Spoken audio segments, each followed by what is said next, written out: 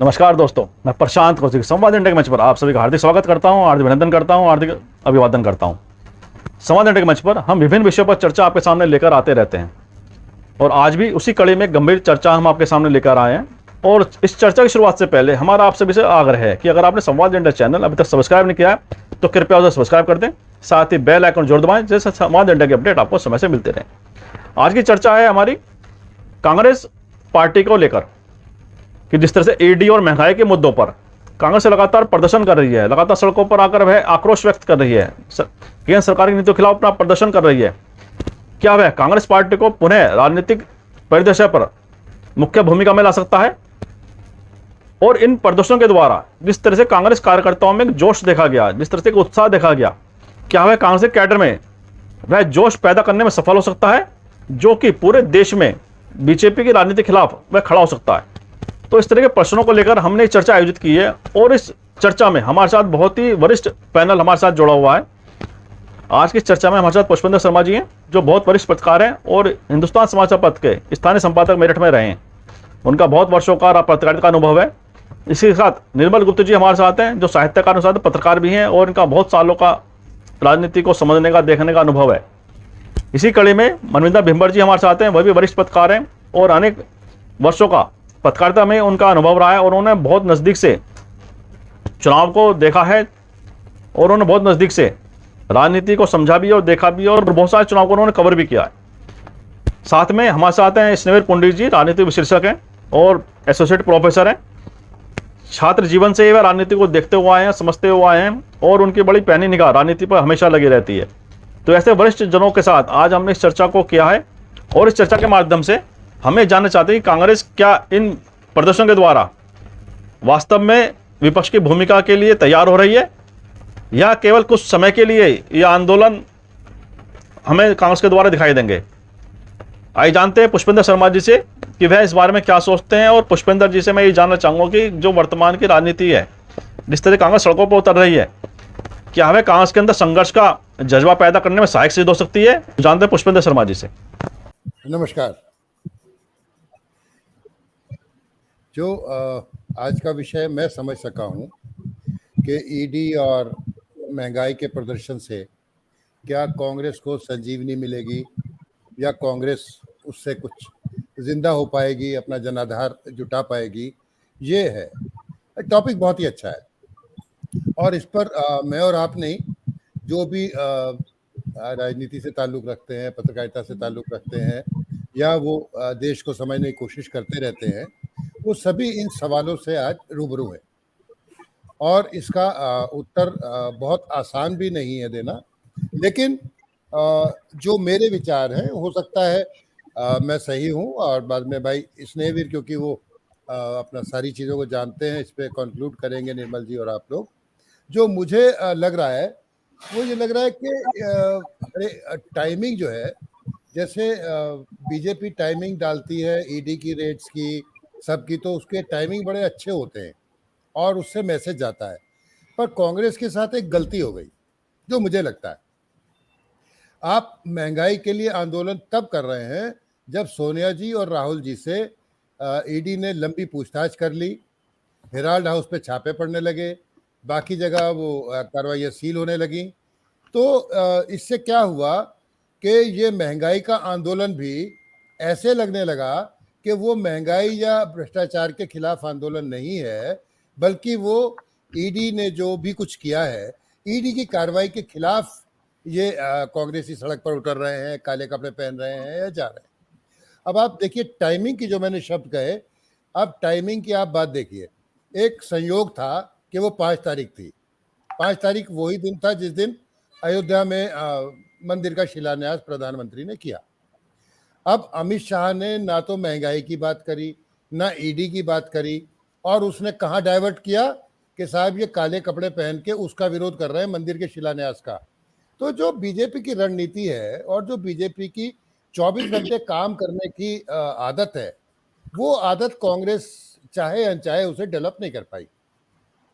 चाहे वो यूपी का मामला रहा तो हमेशा ये आरोप लगता रहा कि प्रियंका और राहुल यहाँ पे पॉलिटिकल टूरिज्म के लिए आते हैं, है ना। अच्छा, गाए बगाए वो बातें सच भी हो जाती हैं, क्योंकि आप चुनाव के बाद गायब हो जाते हैं।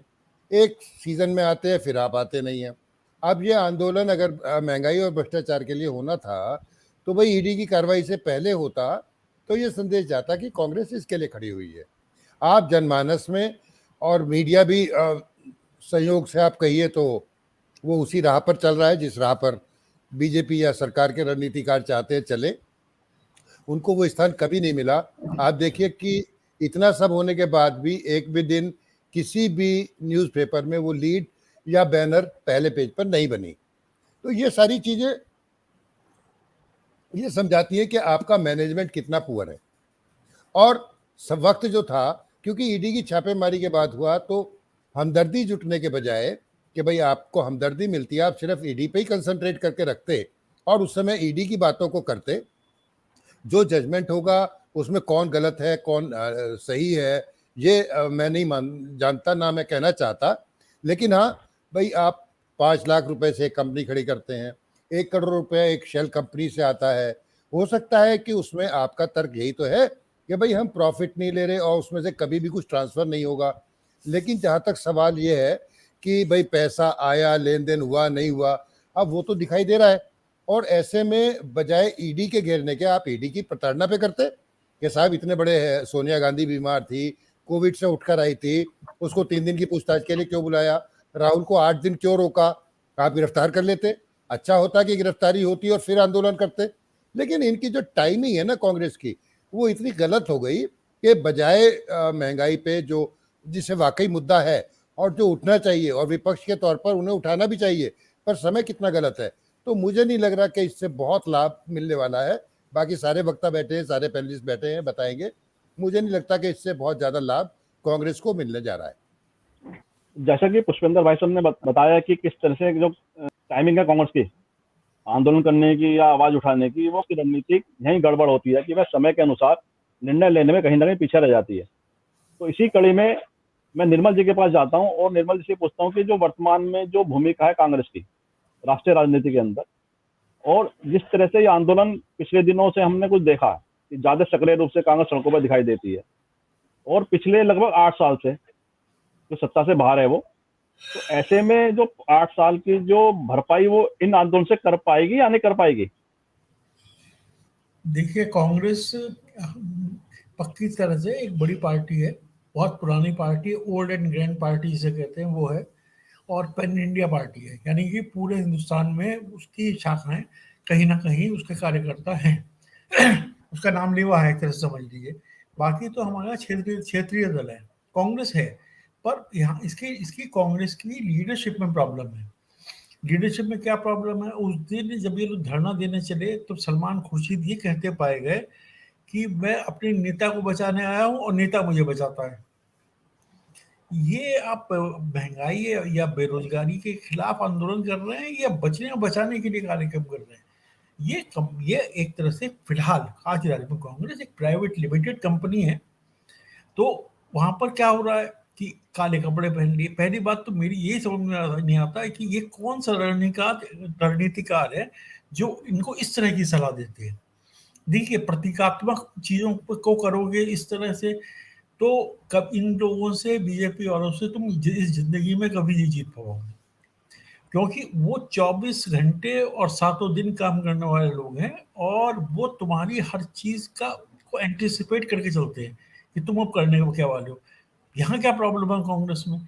अब ये आंदोलन किया, लेटे और उसमें जेल क्या अरेस्ट भी हुए, रिहा भी हुए जो होना ही था अगर उन्हें। और इसके बाद भी अच्छा, पहली बात ये थी कि महंगाई और बेरोजगारी आज थोड़ी आ गई। जब ईडी ने पूछताछ नहीं करी थी उससे पहले भी तो थी। बेरोजगारी तो वाकई में एक बहुत बड़ा मुद्दा है। अब मैं तो रोज अखबार पढ़ता हूँ और बेरोजगारी के चक्कर में इतने लोग आत्महत्या कर रहे हैं। और किस चीज को लिए बैठे हैं? कोई किसानों को लिए बैठा है, कोई किसी को लिए बैठा है। अरे ये जो आम आदमी लोग जब मरे जा रहे हैं, उनको no काम नहीं मिल रहा। आप ये देखिए, मेरठ जैसे शहर में इतनी भीड़ आपको दिखाई देती है, पर ये तो देखिए कि काम कहाँ है, जॉब कहाँ है, लोगों के पास स्किल नहीं है। सबसे बड़ी बात तो ये है। तो ये कांग्रेस का ये जो प्रतीकात्मक आंदोलन जो है ना, अभी होगा क्या? अभी आंदोलन इन्होंने करा, करने के बाद जैसे होता ना कि हमने अपना पूरा ड्रामा पूरा किया, इसके बाद हम जाके अपने 5 स्टार में नींबू पानी पिया और लेट गए, आराम कर रहे हैं। तो ऐसे ये पार्टी है, पैन इंडिया पार्टी होने के बावजूद, सैकड़ों साल 100 साल पुरानी पार्टी होने के बावजूद ये काम करती हुई दिखती नहीं है। वो इन्हीं के परिवार के दो एक लोग आते हैं उनके साथ में। अच्छा, दूसरी बात ये है कि ये अरेस्ट भी हो गए, सब कुछ हो गया, पर किसी अखबार में कोई टेलीग्राफ वगैरह का आधा खबर होगा, अलग होगा जो हेडलाइन बनाता होगा, पर अदरवाइज बाकी तो नेशनल मीडिया से कहीं इनको गंभीरता से लेता ही नहीं। और अभी उपराष्ट्रपति का चुनाव हो के चुका है, इसमें आप देख लीजिए इनकी एकता कहाँ पे, इतने निचले पायदान पे, और ये लोकतंत्र के लिए अच्छा नहीं है। ये जो एक तरह से देखा जाए तो ये सारी अपोजिशन पार्टियों का जो सफाया होता चला जा रहा है। हालांकि लोग अभी भी सपना यही देख रहे हैं कि 77 में जैसे हुआ था, लोग एकजुट हो गए थे और जनता पार्टी बन गई थी, तो ये भी तो, ये 77 का आप वो दे रहे हो तो फिर 80 को भी तो देखो, 2.5 साल के अंदर बिखर भी तो गए। तो फिलहाल अभी कुछ कोई दूर दूर तक उम्मीद नहीं है, और कांग्रेस के इस प्रदर्शन से तो मुझे तो लगता नहीं कि कुछ होने वाला है ये, क्योंकि पार्टी का ऑर्गेनाइजेशन जो है, संगठन ये बहुत कमजोर है। तो मेरा तो यही कहना कि मैं तो निराश हूँ कांग्रेस की, और ये बतौर विपक्ष जो उसकी भूमिका है उसमें मुझे कहीं कोई रोशनी दिखाई नहीं देती। तो जैसे कहा कि आपने कि कांग्रेस के जो प्रदर्शन से आपको ज्यादा कुछ उम्मीद नहीं है कि कांग्रेस नहीं, दोबारा से खड़ी हो पाएगी राष्ट्रीय राजनीति में अपनी भूमिका को लेकर। तो इसी कड़ी में मैं मनविंदर जी के पास जाता हूँ और मनविंदर जी से पूछता हूँ, जैसे कि निर्मल जी ने कहा कि वर्तमान में विपक्ष की जो राजनीति है वह कोई अच्छे संकेत नहीं देती विपक्ष की राजनीति के हिसाब से, क्योंकि विपक्ष का जो इसमें बिखराव है वह राष्ट्रपति चुनाव में भी हमने देखा और उपराष्ट्रपति चुनाव में भी देखा। तो आप क्या समझती हैं कि आने वाले समय में क्या विपक्ष एकजुट हो पाएगा? Thank you Prashant ji. आपने जो सवाल किया है बहुत अच्छा सवाल है, लेकिन मैं समझती हूँ कि देश की जो राजनीति की जो संस्कृति है, जो एक उसका स्टाइल है, यदि किसी राजनेता पे आरोप सिद्ध हो जाए तो वो फिर समझ लीजिए कि उसकी पॉलिटिकली डेथ हो जाती है। जैसे आप देखिए, आपके सामने उदाहरण है, लालू यादव है, ओम प्रकाश चौटाला है, मधु कोड़ा है, सुखराम है। अच्छा, कुछ लोगों पे आरोप लगे लेकिन साबित नहीं हुए, ऐसे में उन्हें सियासी तौर पे नई एनर्जी भी मिल गई, उनकी सत्ता में वापसी भी हुई, जैसे कि इंदिरा गांधी, शिबू सोरेन, करुणानिधि और जयललिता वगैरह वगैरह। लेकिन मोदी सरकार ने राहुल और सोनिया पे ये जो हाथ डाला है, तो ये अपने आप में बड़ा गंभीर है। अगर अब देखिए, बीजेपी के सामने भी एक सवाल है, अगर इसको वो एक लॉजिकली एंड तक नहीं लेके जाते तो बीजेपी को भी जवाब देना पड़ेगा, और अगर ऐसा नहीं होता तो फिर सरकार की किरकिरी होगी। तो ये मुझे ऐसा लगता है कि ये तय है कि कांग्रेस ईडी के एक्शन को देश भर में घूम घूम करके इमोशनल उसका लाभ उठा रही है, और इसी के साथ जो है महंगाई, बेरोजगारी, ये मुद्दे कोई नए मुद्दे नहीं है, ये मुद्दे सदियों से चले आ रहे हैं, इनका कभी कोई सोल्यूशन नहीं हुआ। लेकिन कांग्रेस ने ऐसे समय पे इन मुद्दों को उठाया है, जाहिर सी बात है लोगों के दिमाग में बहुत सारी बातें आ रही हैं, जैसा कि पुष्पेंद्र जी ने भी कहा। गांधी परिवार तो मतलब शुरू से ही अपने आप को कानून से बहुत ऊपर, अदरवाइज मत लीजिएगा, अपने आप को कानून से ऊपर समझता रहा है। इसी के चलते ये जो मसला अभी बना हुआ है, इस मामले में एक ब्लंडर हो गया है उनसे। लेकिन ये भी नहीं भूलना चाहिए कि कानून के हाथ बड़े लंबे होते हैं, चाहे कोई सा भी परिवार हो। इसी मैं आपको टोकूंगा इसमें जो बात आ रही है कि ईडी की जैसे कार्रवाई है ना, इसमें कई बार कई लोगों से जैसे बातचीत होती है, उनका ये बड़ा कहना है कि ईडी की जो लगातार पूछताछ हुई है राहुल से और सोनिया जी से, उसके पश्चात भी अभी तक सरकार ने उन्हें गिरफ्तार नहीं किया है। उसके पीछे कारण यह है, जो कुछ लोग कहते हैं, क्या सच है क्या झूठ है वो तो अभी किसी क्यों सामने कुछ नहीं आया है, ना तो ईडी ने कुछ बताया है सामने कि अभी तक क्या पूछताछ में निकल के आया है, या किसी भी दूसरी एजेंसी के द्वारा ऐसा कुछ नहीं आया। तो उसमें कहते हैं कि जो अनियमितता का मामला है उसमें व्यक्तिगत भ्रष्टाचार का मामला वो सामने नहीं आया है, अभी तक ऐसा कुछ नहीं मिल पाया। और आपने जो सवाल किया है कि अभी तक हाथ क्यों नहीं डाला है, तो अभी आप देखिए ना कि जब तक हाथ डालना था तब तक सब तरफ जो है वो अपने नेता को बचाने के लिए सब इकट्ठे हो गए। लेकिन ऐसा नहीं है कि अपनी फजीयत करवाएगी बीजेपी। हो सकता है मैं जी जी गलत बिल्कुल, हूँ। बात हो जाती है। नहीं नहीं, बात हो जाती है, जैसा आपने व्याख्या बोला कि कहीं बीजेपी फजीयत कराएगी अपनी। तो बात यह है कि जो सबूत का मामला है कि जो वित्तीय अनियमितताएं हैं, अगर कोई जी व्यक्तिगत रूप से सोनिया जी या राहुल जी के लिए कोई व्यक्तिगत रूप से कोई ऐसा शख्स है उनके पास, एजेंसियों के पास, तो निश्चित रूप से जी आने वाला समय इनके लिए बड़ा संकट वाला होगा। लेकिन जैसा जी जी बताया जा रहा है कि उनके 1 रुपए का, 1 पैसे का उन्होंने किसी ने फायदा नहीं लिया है, तो दो बड़े सवाल हैं ये तो खैर ईडी की जब सामने चीजें आएंगी उसमें क्या निकल के आता है। अभी तो सब हम लोग केवल एक अपने अपने सब अनुमान लगा रहे हैं कि उसमें क्या क्या हो सकता है। तो इसी कड़ी में पुष्पेंद्र जी के पास जाता हूँ और उनसे मेरा सवाल है कि जो विपक्ष की राजनीति है वर्तमान के अंदर, क्या वो क्षेत्रीय दलों, जितने भी अलग अलग क्षेत्र राज्यों में जो प्रादेशिक पार्टियां हैं, और जो राष्ट्रीय स्तर पे जो कांग्रेस के अलावा और ऐसा कोई राष्ट्रीय दल दिखाई नहीं देता है, ऐसे बीजेपी की जो राजनीति है, भाई पहले कांग्रेस मुक्त करने की बात करते थे, आज विपक्ष मुक्त जो भारत है उसकी दिशा में बीजेपी की राजनीति बढ़ती दिखाई देती है। तो ऐसे में क्या कांग्रेस विपक्ष की धुरी बनकर उस को चैलेंज कर रही है बीजेपी की रणनीति को? जो आपका सवाल है, हाँ, मैं स्नेहवीर भाई साहब को आ कह रहा गए था कहाँ गए। देखो, जो आ गए आ अगर गए। इसका जवाब एक लाइन में देने लगे तो एक लाइन में तो ये नो है, सिंपल नो। लेकिन सवाल आपका जो इसकी छतरी है बहुत बड़ी है, जो अम्ब्रेला है, ये बहुत पर्दा बहुत बड़ा है। अगर पूरे देश में देखें तो चाहे ममता हो, स्टालिन हो, बीजू पटनायक, टीआरएस और आंध्रा के रेड्डी, शिवसेना को जिस तरह से ख़त्म किया एक अलग बात है, केरल में कम्युनिस्ट का वापस आ जाना, तो विपक्ष मुक्त तो नहीं कह सकता मैं उसे, और ना ही अभी कांग्रेस मुक्त कहूँगा कि कांग्रेस मुक्त होने जा रहा है देश। लेकिन देश एक बहुत जटिल दृश्य उत्पन्न होता है जब हम देखते हैं। और इस पर अभी हाल ही में हमारी और निर्मल भाई साहब की बात हो रही थी, और हम ये कह रहे थे कि साहब इनकी जो मौत है, जो इनका पतन है, वो क्यों हो रहा है और कौन बच रहा है। तो देखा कि देखिए, ममता के लिए वहाँ पे एबीपी कहिए, टेलीग्राफ कहिए, मुख्य मीडिया उसके हाथ में है। टीआरएस, आंध्रा वाले जगन रेड्डी और ख़ास तौर पे तमिलनाडु, वो लोग अपना मीडिया हाउसेस चलाते रहे। यानी कि क्या हुआ कि उनकी बातें जनता तक पहुंचती रही। अगर हम कांग्रेस की बात करें तो आज अगर आप कांग्रेस के समर्थन में मान लिया एक चैनल चला लें, बातें कर लें, तो आपको सपोर्ट करने वाला कोई नहीं है। भारतीय जनता पार्टी के लिए जब आप करते हैं तो आपको तुरंत, अगर हम यूट्यूब की चैनल्स की भी बात करें, और मनविंदर जी भी इससे सहमत होंगी, कि आपके फॉलोअर्स कैसे बढ़ते हैं, है ना, और किस तरह से आपको मदद होती है, चाहे वो मीडिया हाउसेस हों। तो उन लोगों ने अपने को बचाए रखा, ममता ने, स्टालिन ने, और आंध्रा वालों और तेलंगाना में आप देखिए, वहाँ पे आप देखिए हर एक के अपने मीडिया हाउसेस हैं, तो उनकी दखल है।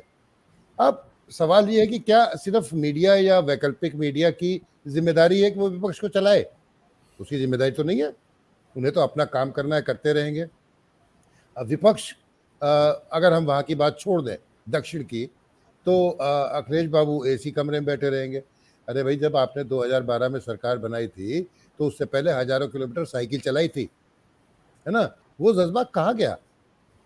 क्या आपके मनों में चोर है, या आप गिल्टी है और आपको कहीं डर लगता है कि ईडी आ जाए? भाई, ईडी का डर तो तभी लगेगा जब आपने कुछ गलत किया हुआ है। चाहे वो मायावती हो, चुपचाप उठा के जो है उपराष्ट्रपति, चलिए भाई द्रौपदी मुर्मू जी को आपने दिया कि वो आदिवासी महिला थी, समर्थन समझ में आता है। धनखड़ जी को मायावती का समर्थन, चलो मायावती ने भी दे दिया किसी वजह से। ममता बनर्जी जो हमेशा उनसे लड़ती रही है, हमेशा लड़ती रही, हमेशा, और आके आपने ये कह दिया कि हम वोट नहीं डालेंगे। अरे वोट ना डालना तो समर्थन ही है भाई, और क्या है। तो विपक्ष को एकजुट करने की जिम्मेदारी कौन ले? कांग्रेस ले सकती है? नहीं ले सकती। कोशिश करी शरद पवार ने, शरद पवार खुद डिनाई कर गए, आपको याद होगा जब बात आई। तो यूपीए कहीं रहा नहीं, हर एक के अपने अपने हित हैं, और भारतीय जनता पार्टी इनकी कमजोर नसों को जानती है सबकी, और उनकी कमजोर नसों पर हाथ रखती है। अब आप शिवसेना ने जो उन्हें जख्म दिया था, आपको याद होगा वो महाराष्ट्र का नाटकीय घटनाक्रम, जब सुबह जो है 5 बजे शपथ दिला दी गई थी और उसके बाद अजीत पवार बैकआउट कर गए थे, तो ऐसा लगा था जैसे एक तमाचा लग गया हो भाजपा के रणनीतिकारों पे। तो लेकिन उन्होंने उसका बदला लिया, सोच के धीरे धीरे धीरे धीरे अपनी कार्रवाई में लगे रहे। सेंधमारी करी, अपने प्यादे बिछाए और शतरंज की बाजी जो है वो जीत ली। तो विपक्ष को एकजुट कैसे होंगे? आप जनता की लड़ाई लड़ोगे तभी एकजुट होगे, और जब जनता की लड़ाई मुखर होगी, आपके आंदोलन अच्छे होंगे, सही मंशा से किए गए होंगे, तो मीडिया भी मजबूर होगा आपको हाईलाइट करने के लिए। अगर मैं सही कह रहा हूँ तो आज इस पुंडीर साहब आगे इसकी जो है वो कंफर्म करेंगे कि मैं सही सोच रहा हूँ या गलत, लेकिन इसकी जिम्मेदारी कोई मीडिया नहीं उठा सकता। विपक्ष को एक साथ आना पड़ेगा, चाहे वो साउथ वाले अलग करते रहे, वो अलग करते रहे। फिर जैसा अभी निर्मल जी ने कहा था कि इमरजेंसी के बाद एकदम से विपक्ष जो है लगता नहीं था, लेकिन अचानक आ जाता है, तो जनता भी बदलाव करती है और वो एक साथ आती है, आपको ताकत भी देती है। लेकिन जनता को ये तो लगे कि आप उसके साथ खड़े हो, और जनता को ये भी लगना चाहिए कि जो आज सत्ता में है आप उससे बेहतर कर पाएंगे। अब ये सारे सवाल एक आम मतदाता के मन में होते हैं। जब इन सवालों का जवाब मतदाता को मिलेगा और जनता को मिलेगा, तब जाके विपक्ष में कोई जान पड़ेगी। जी जी, समीर जी, आपके पास भी इसी कड़ी को आगे बढ़ाते हुए आपके पास आता हूँ। जैसे कि पुष्पेंद्र जी ने कहा और अन्य वक्ताओं ने कहा कि जो वर्तमान की जो राजनीति है, जो विपक्ष के द्वारा जो सक्रियता और दिखानी चाहिए, जो मुद्दों को लेकर उनका एक सक्रियता दिखानी चाहिए, वो कहीं ना कहीं कमी भी रही है। और बीजेपी की रणनीतियों के आगे विपक्ष की रणनीति अभी तक फ्लॉप ही साबित हुई है। और प्रादेशिक स्तर पर राज्यों में तो जो क्षेत्रीय दल है अपनी पैठ बनाए हुए हैं, अपनी पकड़ बनाए हुए हैं, लेकिन राष्ट्रीय राजनीति में जब एक गठबंधन की भूमिका में आते हैं वो, तो उनकी जो आपस के ईगो हैं वो थोड़े टकराव का कारण बनते हैं कि वो गठबंधन एक मजबूत रूप नहीं ले पाता है। तो ऐसे में कांग्रेस की जो गतिविधि पिछले कुछ दिनों से हमने देखी है, क्या कांग्रेस उस गैप को भरने के लिए तैयार हो पा रही है, या केवल अभी दिव्य सपन ही की तरह रहेगा वो? जी नमस्कार। तो प्रशांत जी, जो है आपकी मीटिंग की अच्छी बात ये होती है कि लंबे समय बाद पुष्पेंद्र भाई साहब से, मनविंदर जी से, निर्मल जी से सबसे आमना सामना होता है। तो मुझे ये लगता है भाई साहब के, मैं शुरुआत ये करता हूँ कि मेरे गुरु विश्वविद्यालय में थे प्रोफेसर IN तिवारी और जयप्रकाश नारायण के करीबी सहयोगी थे। तो वो मुझसे एक बात कहते थे कि देखो, ये जो राजनीतिक दल सत्ता में आने के बाद बौने लोगों को खड़ा कर देते हैं। जो लोग असल में पॉलिटिक्स में स्थापित होने चाहिए वो लोग स्थापित नहीं हो पाते। उनके पास पैसा नहीं होता, संसाधन नहीं होता, चापलूसी नहीं होती, तो वो स्थापित नहीं होते। तो राजनीतिक दल बौने लोगों को स्थापित करते हैं। लेकिन जब उस राजनीतिक दल को संघर्ष की जरूरत होती है तो वो बौने लोग संघर्ष नहीं कर पाते। और इसी कड़ी में आप ये समझिए कि लोहिया कहते थे कि जिस नेता के पास कोई कार्यक्रम नहीं है उसे आप ऐसा मानिए जैसे उसके हाथ ही नहीं है। तो ये जो कांग्रेस का संघर्ष चल रहा है, मैं पुष्पेंद्र भाई साहब की बात से बिल्कुल जोड़ता हूं कि ये उन्होंने शुरू किया, इसके लिए तो साधुवाद। विपक्ष के लिए भी बहुत जरूरी है कि विपक्ष जिंदा रहे, और ये डेमोक्रेसी के लिए बहुत जरूरी है। लेकिन ये भी बात बिल्कुल सत्य है कि जब ईडी की कार्रवाई होनी शुरू हुई तब आपको क्या महंगाई याद आई। लेकिन उस सब के बावजूद भी ये स्वागत योग्य है कि कांग्रेस देर से ही सही अगर जाग रही है सच में, तो लोगों के नजर में महंगाई एक बहुत बड़ा इशू है और लोग इससे बहुत परेशान भी हैं। और मैं इस बात से भी सहमत हूं कि जो मीडिया या वैकल्पिक मीडिया जो है उसकी जिम्मेदारी ये सब नहीं है कि वो जो है ये सब काम करेगी, ये तो विपक्ष को करना पड़ेगा। और अगर विपक्ष कार्यक्रम लेके आता है तो बहुत बार मीडिया की ये मजबूरी होती है कि अगर वो नहीं भी चाहता तो उसको चलाना पड़ेगा अगर वो ऐसे कार्यक्रम लेके आते हैं। तो इनके एक बड़ी दिक्कत ये हुई कि कांग्रेस जब सत्ता में थी तब कांग्रेस जो है बहुत आराम से लेटे हुए थे, और जो शायद पुष्पेंद्र भाई साहब या निर्मल जी बता रहे थे कि वो सलमान खुर्शीद साहब कह रहे थे कि हम तो यहाँ अपने नेता को बचाने आए हैं, वो हमें बचाते हैं। तो फिर ऐसे जो है हवाई नेता पैदा होते हैं। तो हवाई नेता, पुष्पेंद्र भाई साहब ने जो बात अखिलेश जी पे कही बिल्कुल सटीक कही। जब आप सत्ता में आए थे तब आपने जो है सैकड़ों हजारों किलोमीटर साइकिल चलाई थी, तो आप भूलिए नहीं कि जमीन से कट के आप नहीं आ सकते हैं। तो हवाई नेता तो जमीन पे चल नहीं पाएंगे। तो कांग्रेस की भी जो लीडरशिप ज्यादातर रही आप देखेंगे वो ज्यादातर इस टाइप की रही। कांग्रेस लगातार सत्ता में चलती रही, उन्होंने कुछ नया नहीं किया, समय के हिसाब से कुछ नहीं किया। जो बौद्धिकता उनकी थी वो बिल्कुल जीरो है। मैं हर जगह ये कहता हूं कि ये लड़ाई केवल और केवल जिंदाबाद मुर्दाबाद की नहीं है, संसाधनों की भी बाद में है, उससे पहले वैचारिक है। कांग्रेस वैचारिक तौर पे हार गई है इनके सामने।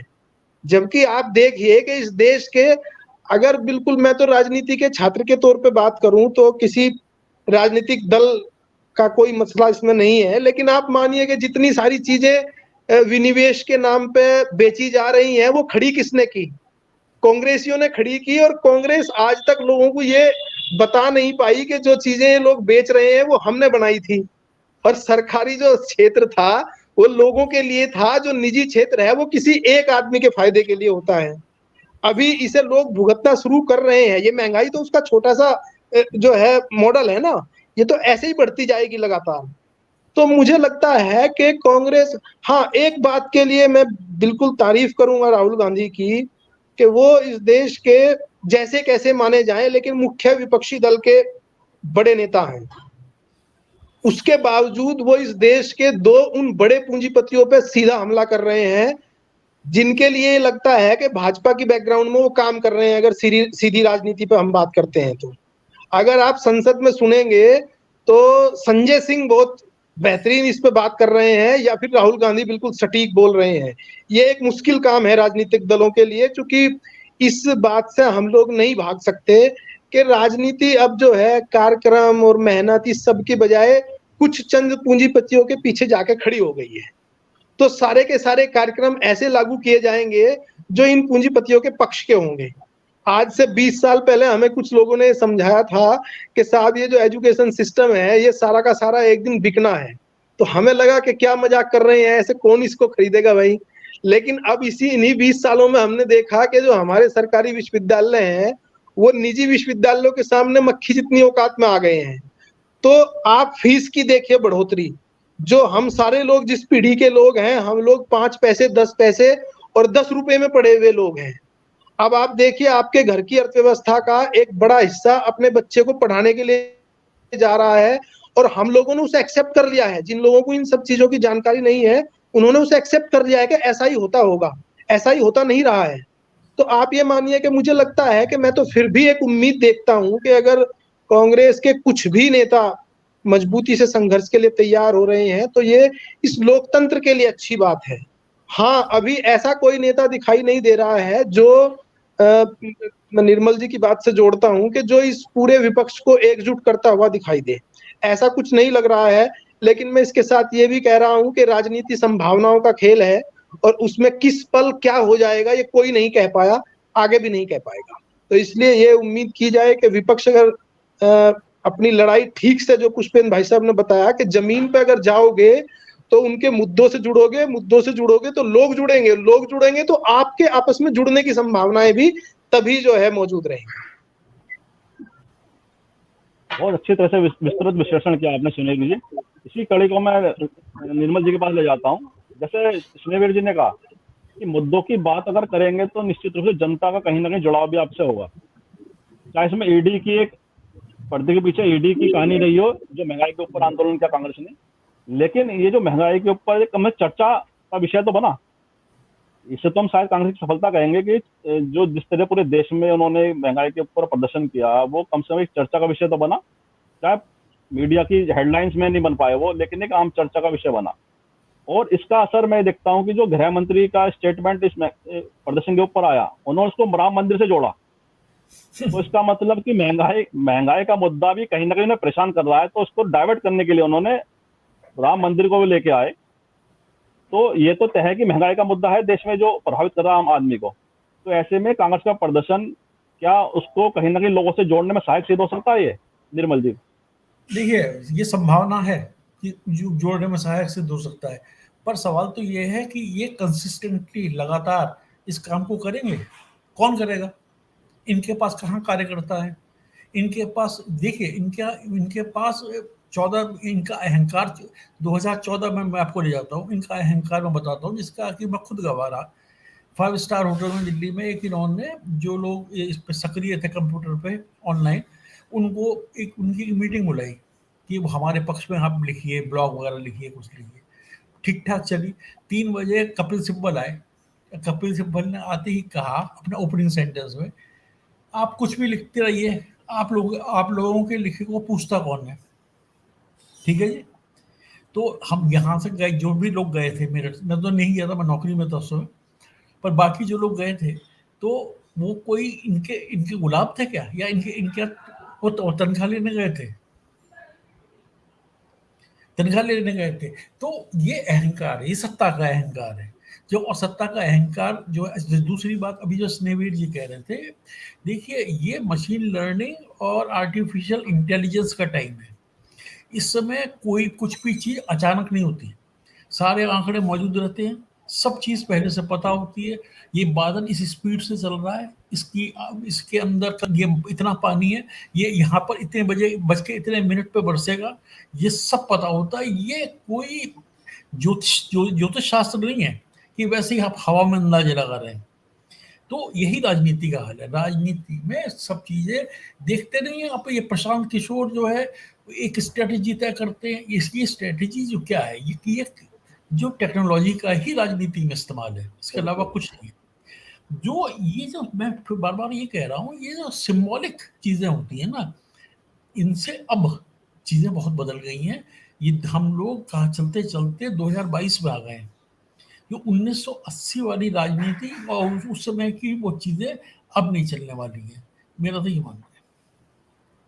बिल्कुल सही कह रहे हो कि राजनीति बदल गई है, और जो 1980 की या उससे पहले की जो राजनीति है, एकदम से परिदृश्य चेंज हो चुका है राजनीति का, राजनीति करने वालों का भी और राजनीति को मानने वालों का भी और उसे फॉलो करने वालों का भी। इसी कड़ी में मनविंदर जी के पास मैं जाता हूँ।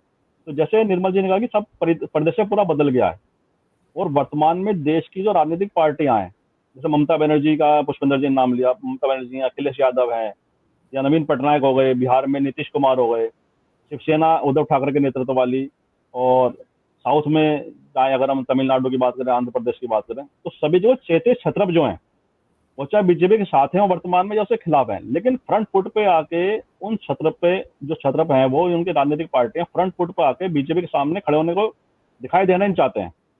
तो ऐसा क्या कारण है कि क्षेत्रीय राजनीति बीजेपी के खिलाफ करने वाले दल भी राष्ट्रीय स्तर पर आने में बीजेपी के सामने हिचकिचाते हैं? ऐसा क्या कारण है कि क्या उनकी जो, जैसा कहा था कि नस दबाई, कोई ऐसी नस पकड़ी हुई है कि वो सामने आने में हिचकिचाते हैं?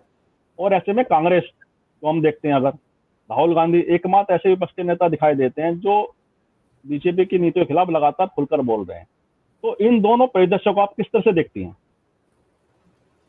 देखिए, इस विषय पे बात हो गई है कि क्यों ये सब हो रहा है। एक बात हम भूल रहे हैं, आने वाले जो चुनाव है, गुजरात में चुनाव है, हिमाचल प्रदेश में चुनाव है, जम्मू कश्मीर में विधानसभा के चुनाव होने हैं, और उसके बाद मेरे ख्याल में 23 में कर्नाटका, राजस्थान, मध्य प्रदेश, छत्तीसगढ़ विधानसभा, ये सब चुनाव होने वाले हैं। तो जो पार्टी के वरिष्ठ नेता हैं वो अब ये वाली बात राहुल को समझा रहे हैं कि ये जो हमने किया है, इसको करने के अलावा हमारे सामने और कोई विकल्प नहीं बचा है ना। जगह जगह उनके फूट पड़ी हुई है, बहुत सारे स्टेट ऐसे भी हैं। लेकिन अब जो कांग्रेस कर रही है, वो पब्लिक जो है, पब्लिक के साथ जुड़ने का उसका ये एक आखिरी कार्ड है जिसको वो खेल रही है इस समय, और इसके लिए उन पे प्रेशर भी है। कांग्रेस की ओर से लंबे समय से तैयारी की जा रही है कि किसी तरीके से उसमें जान आए, जमीनी स्तर पे कांग्रेस को थोड़ा सा मतलब वो फर्टाइल हो, उसे खाद पानी मिल सके। और महंगाई है, बेरोजगारी है, इसके जरिए जो आने वाली चुनावी जंग है उनको जीतने में उनका सारा जो है माइंडसेट लगा हुआ है, जो मैं समझ पा रही हूँ। बिल्कुल सही कहा आपने कि आने वाले समय जो चुनाव का समय है, विभिन्न राज्यों में चुनाव है, तो उसके रणनीतियों के लिए भी एक ये जो मूवमेंट दिन प्रतिदिन अलग अलग विषयों पर आ रहा है सामने, वो भी एक कारण हो सकता है।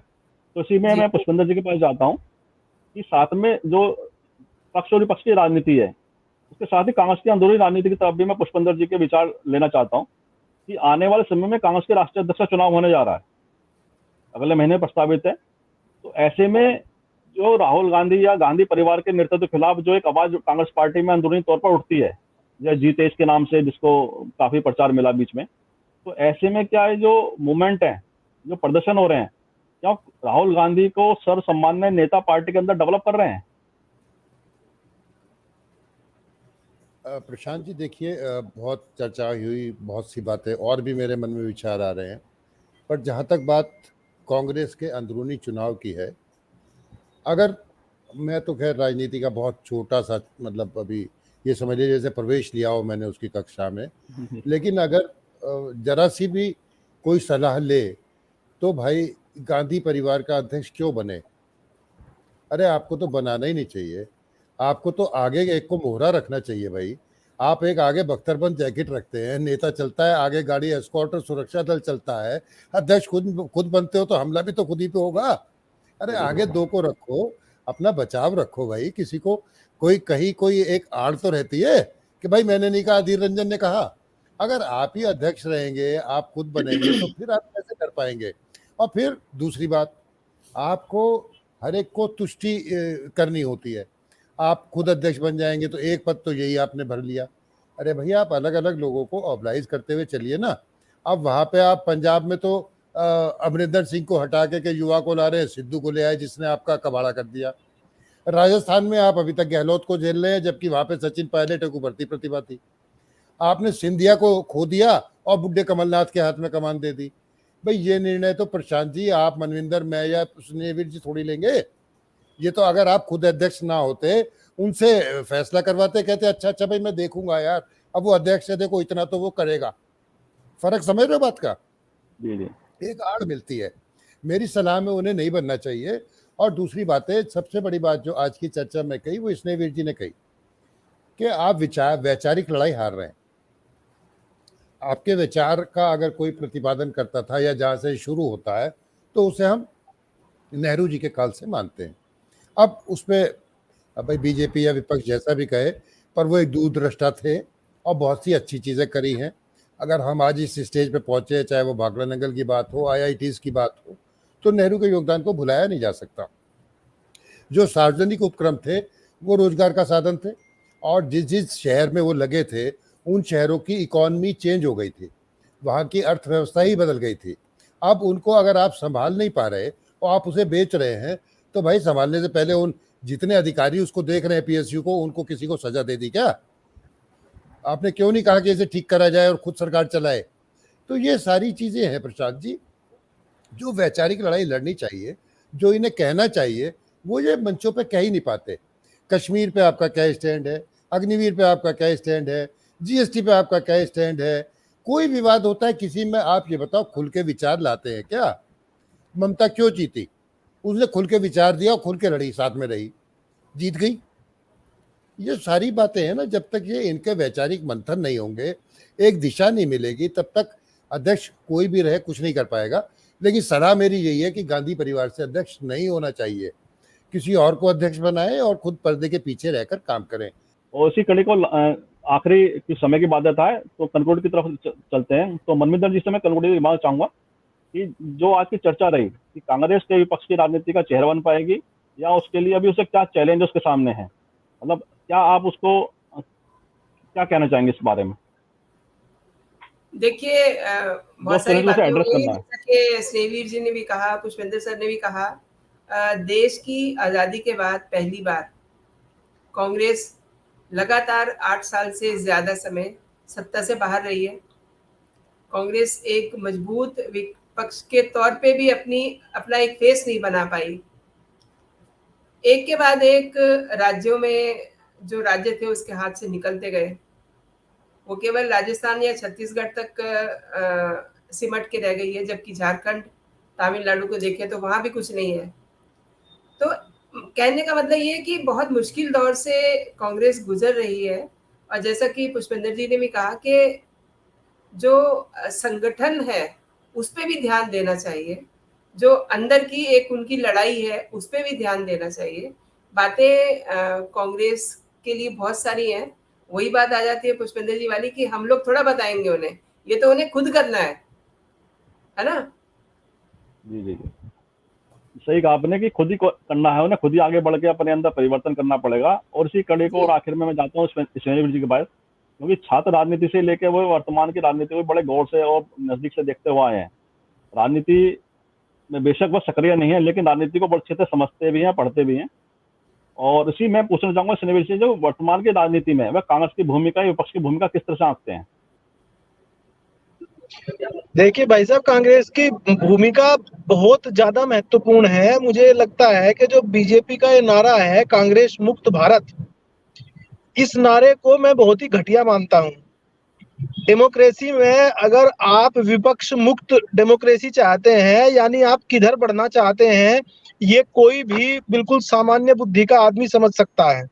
तो कांग्रेस की नहीं, बाकी सारे विपक्ष की भी इतनी बड़ी भूमिका है। अगर हम इस डेमोक्रेसी को आगे बढ़ाना चाहते हैं तो सत्ता पक्ष से अधिक जिम्मेदारी विपक्ष की होती है।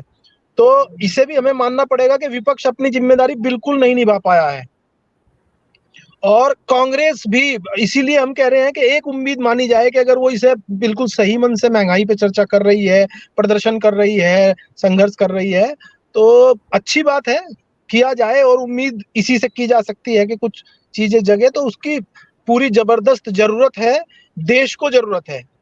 और कांग्रेस मतलब कांग्रेस नाम नहीं, विपक्ष पूरे का पूरा विपक्ष की जरूरत है। उनको खड़ा होना चाहिए, अपने संघर्षशील लोगों को सामने लेके आना चाहिए। बिल्कुल, जैसे आपने कहा कि लोकतांत्रिक व्यवस्था में पक्ष और विपक्ष का होना, पैडलर मतलब एक ऐसे विषय है कि दोनों का मजबूत रहना बहुत जरूरी है। और बहुत ही सुंदर चर्चा के लिए, उसमें शामिल होने के लिए, उसमें सहभागिता करने के लिए मैं आप सभी का पुनः आभार व्यक्त करता हूँ। बहुत ही सुंदर आपने विस्तृत विश्लेषण कर वर्तमान राजनीतिक स्थिति को बहुत अच्छी तरह से आपने सामने रखा, और मुझे विश्वास है हमारे श्रोताओं को भी यह चर्चा निश्चित रूप से पसंद आएगी। इसी के साथ मैं मनविंदर जी का, स्नेविल जी का, पुष्पेंद्र जी का और निर्मल जी का बहुत बहुत आभार व्यक्त करता हूँ, बहुत बहुत धन्यवाद व्यक्त करता हूँ। आज की चर्चा को हम ये विराम देते हैं और निश्चित है कि आने वाला समय विपक्षी राजनीति के लिए भी एक संघर्ष वाला समय है। और केंद्र सरकार की जो नीतियाँ हैं, जिसको विपक्ष लगातार इसकी आलोचना करता है, क्या वह अपनी भूमिका से, अपने संघर्ष से क्या जनता को अपने साथ जोड़ने में सफल हो पाएगा, तो भविष्य ही बताएगा। आपसे भी हमारा आग्रह है कि इस वीडियो को लाइक करें, शेयर करें, कमेंट करें, साथ ही सब्सक्राइब के साथ बेल आइकन जरूर दबाएं, जिससे समाज इंडिया के अपडेट आपको समय से मिलते रहें। बहुत बहुत धन्यवाद, बहुत बहुत अभिवादन।